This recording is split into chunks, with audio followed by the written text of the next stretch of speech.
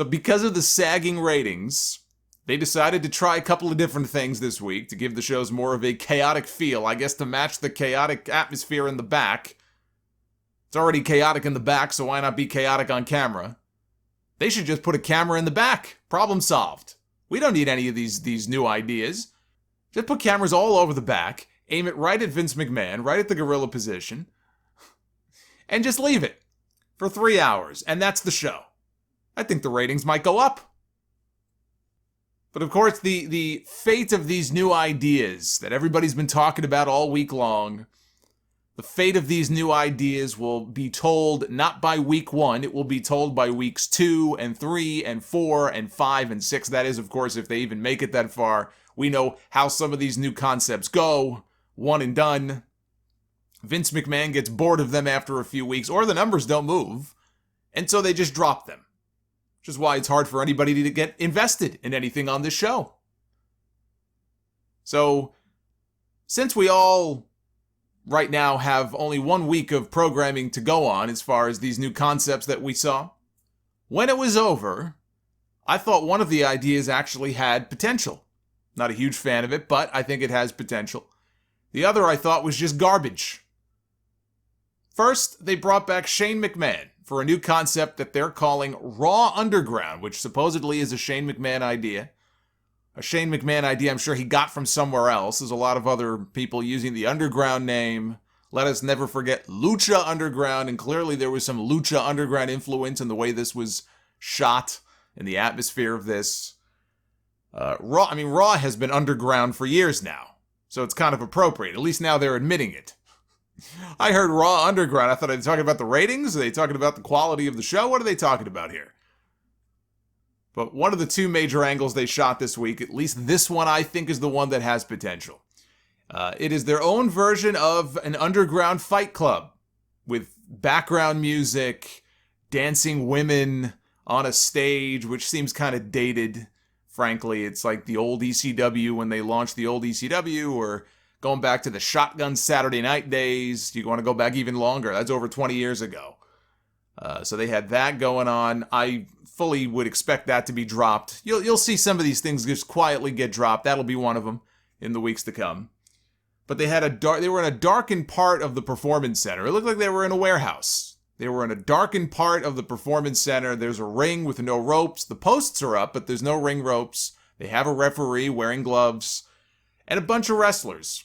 Bunch of the developmental guys surrounding the ring, wearing face masks, banging on the ring and making noise. And Shane is there to introduce the first 2 people for the first fight.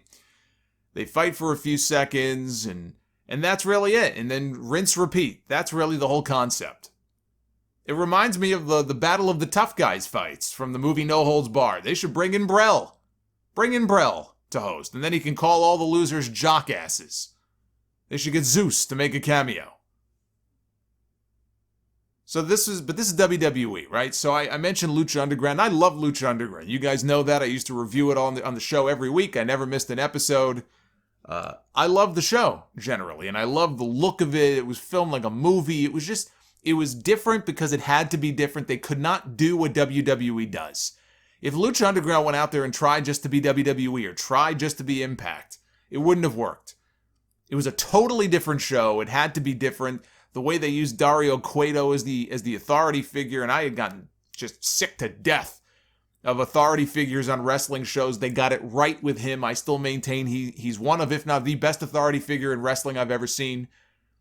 I miss him. I miss that character. But, we talk about underground. This is WWE. And nothing says underground and gritty like 1,000 fucking camera cuts. And you see, this is the problem with WWE sometimes, is that they're too clean and too smooth looking, I think, for their own good. That's fine with Raw and SmackDown, right? You want to have everything well lit, HD. They come up with these new camera angles and little innovations like that. Forget the shaky cam and the camera cuts, which I think are the absolute dirt worst.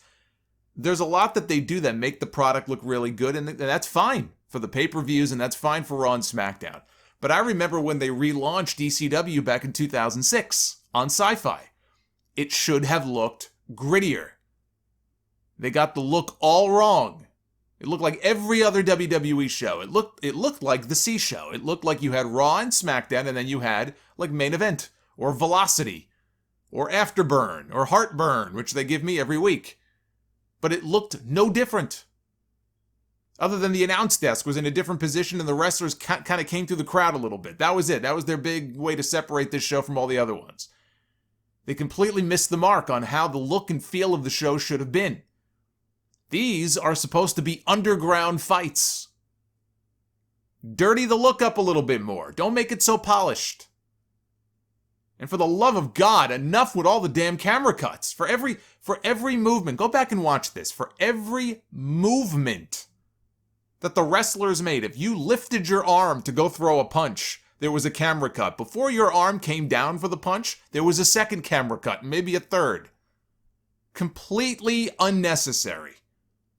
Completely unnecessary. So those would be some of the stylistic things that I would like to see, right? This is all constructive criticism here. I'm not completely crapping on the idea because I think it has potential.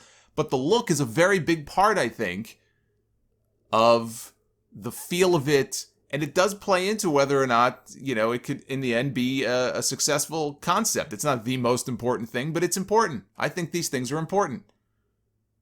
You're going to have something underground, dirty it up a little bit more. So I tweeted out during the show, and I don't do a lot of tweeting during the shows anymore because I'm not always watching them live. Because I could only stomach so much at a time. And a lot of times I'll watch it piecemeal over the course of a few days because it's easier to digest that way. And frankly, a lot of what they do just doesn't inspire me to really, you watch these shows. Some weeks they hit the mark, most weeks they don't. What is there to discuss? How is that different than any other week? These ideas this week compelled me to write. And so I tweeted during the show, I said I felt misled. Because when they first started advertising this thing on Monday night, and they showed Shane, and they said 10 p.m., it's going to be Raw Underground, I mistakenly believed that meant the show was effectively converting into a kind of like a different type of show in that final hour. And Shane was going to almost take it over, and this whole concept would be the 10 to 11 p.m. hour. And I got very excited. Because really what that would have done is it would have turned Raw basically into a 2-hour show. And then if I wanted to, I could have turned the TV off. Now, I wouldn't have, because I have to watch it and see what the new concept is. But the idea that Raw itself could convert into a 2-hour show was exciting to me. It was enticing to me. Sadly, that did not happen. I was misled. I got ahead of myself. But here's another knock I have on this. And to me, this is just laziness. And it's not surprising when you hear about the chaos backstage and things. Apparently, a lot of shit was changed at the last minute, blown up and changed by Vince McMahon right up until the moment the show went on the air. So it's not surprising that something like this would have been overlooked, right? They're desperate right now. They're in a panicked state. They got a lot of questions for the first time. Or a few. I shouldn't say a lot. They got a few questions, which is more than they usually get during that investors call about creative and about ratings, and I think it spooked them. There was an article on Variety. There was an investment and research firm, I think a research firm that came out against the idea that that Vince McMahon is always saying all these excuses and putting the blame on creative. This is something that we haven't seen before, and so I think it spooked them, and I think they just felt like we got to do something here. And they didn't really give any thought to the why. They didn't tell us, why is this happening? We have Raw Underground. Okay, why? Why is Shane McMahon back with Raw Underground? All Shane said was, he got in the ring, he said, welcome to Raw Underground. And basically he said that this is something he wanted to see. Like it's his own little personal playground, which I guess it is, right? It's the whole McMahon family's personal little playground. That's the whole company. But they didn't tell us why. Just because Shane McMahon says, well, it's something I want to see. That's not good enough. You got to come up with a better reason why. Why is this happening? Why is this taking over segments on Monday Night Raw? Why should we care? So those are the questions that they didn't answer. One of the new talents they introduced for this, for the first time on TV, was Babatunde. Or Babatune, however you pronounce it, or that was his name anyway in developmental before. Now he is going by the name of Daba Kato, who has been training at the PC now for a few years. I think about 4 years, 5 years. He played some preseason games for the Minnesota Vikings 5 years ago. I think that's his big claim to fame. He's a big dude. He is a gigantic man. He's almost a legit 7 feet tall. They put him in there with a guy who literally looked to be half of his size, who I've never seen before. Hey, he could have been one of the pint-sized ninjas that came out at the end of SmackDown on Friday night. He wants retribution on Babatunde for beating the fuck out of him on Monday night. There, I just gave you a storyline explanation for why the little guy would be so upset. Why the little guy would be so short-tempered about this whole thing. So we got to see Daba Kato for the first time. Big guy. Vince McMahon loves him, I'm sure. Here's where I think the Raw Underground concept could work. If it turns into a different way to introduce a few new talents to TV, that could be an effective use of the concept. They had Eric of the Viking Raiders in another fight, pummel some dude. Again, these fights literally went maybe 10 seconds. There's no pinfall, there's no tap out. They just kind of brawl, and then the referee steps in and says, okay, that's enough. And that's the fight, and then on to the next one. So they had Eric of the Viking Raiders. And this may have worked better if we didn't just see him and Ivar acting like clowns on TV for the last 2 or 3 months doing comedy skits. It's going to take a while. It's going to take a while to wash the stink of that off. They had Dolph Ziggler. The last person I would have expected in Raw Underground. But Dolph Ziggler was a very accomplished amateur wrestler, I think, at, where'd he go? Kent State, right? They talked about that on TV, and he was. So here he is doing amateur wrestling stuff. This is not an amateur wrestling competition, though. This is Raw Underground. It's about big, tough guys fighting smaller guys. Dolph Ziggler in the Raw Underground ring, I don't know that that's going to work. Now they're trying to show the tough side of Dolph Ziggler after, 15 years? Good luck with that. But then, there was the Hurt Business. Shelton Benjamin, Bobby Lashley, and MVP, who has officially, by the way, signed a new deal with WWE. They were talking, they were negotiating, it is official. So he's locked up now for the next few years. And what a comeback story for him, right? He hadn't been in the company in so long.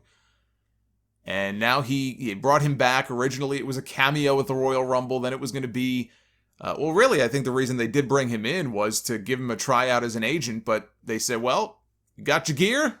We'll put you in the Royal Rumble. And we'll give you a match with Rey Mysterio on TV the next night. And that just morphed into what you now see, a full-time contract. And this guy is in main event segments on TV. He's leading his own faction. He was walking around as the illegitimate U.S. champion for a few weeks. So good for him. It's a nice little comeback story for MVP, who in this role, not so much in the ring, but as a mouthpiece and as somebody who can lead his own group, I think is the perfect role for him. I think there's a lot that he can do, a lot that he can contribute in that role. He, in a lot of ways, has been one of the MVPs of the pandemic era.